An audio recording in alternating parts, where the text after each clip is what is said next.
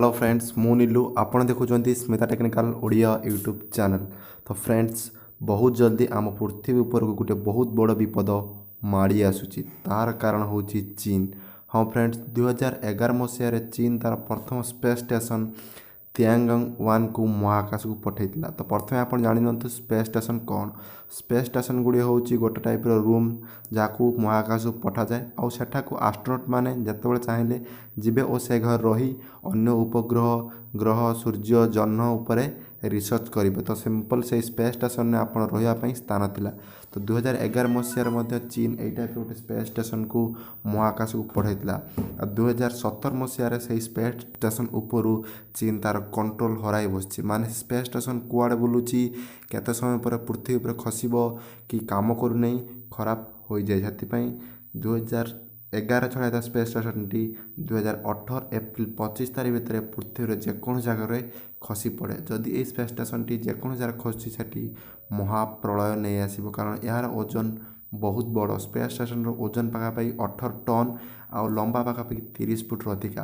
वैज्ञानिक मतरे एप्रिल मासर जेको तारीख में ए उपग्रह पृथ्वीर वायुमंडल को प्रवेश कर वायुमंडल को प्रवेश करने मात्र निआ लग कारण ए बहुत सारा ज्वलन पदार्थ आउ हाइड्रोजेन गैस रही। जो वायुमंडल प्रवेश कर निआ सहित जो पृथ्वीर जेको सहर उपर खसे से गोटे बड़ ध्वंस कर।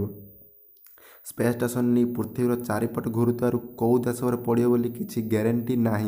चीन छाड़ी बोली मान कल चीन रे ही पड़ो जेको जगार पड़ पारे इंडिया पड़ पारे अमेरिकार पड़ पारे ऑस्ट्रेलिया पड़ पारे। तो फ्रेंड्स यहीटा नुआ कथा नुहे आगर अमेरिकार उपग्रह स्काई लैब थरे उपग्रह खसी पड़ा जहाँद्वारा सी ऑस्ट्रेलिया गोटे जगह पड़ा यह प्रबल भयंकर विपद आनी। भगवान करन जदि यही सैटेलाइट टी समुद्र खसी पड़ू ताले आम किसी विपद नुहे। जदि यही सैटेलाइट तियांगंग 1 कौन जनबहुल सहर पर खस पड़े ताले महाप्रलय आणिब। तो फ्रेंड्स वैज्ञानिक मैंने किसी वैज्ञानिक कहते वायुमंडल प्रवेश करा पूर्व ताकू ध्वंस कर दिज्व।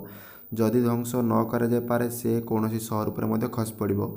आ बहुत सारा वैज्ञानिक कहते वायुमंडल ध्वंस करने बहुत कष्ट कारण से कौ दिशा खसब कहीं जानना कारण चाइना तापर कंट्रोल हराई बस सी जापर ना कि उपग्रह यही टाइम खसु से ध्वंस करने बहुत कष्ट हे।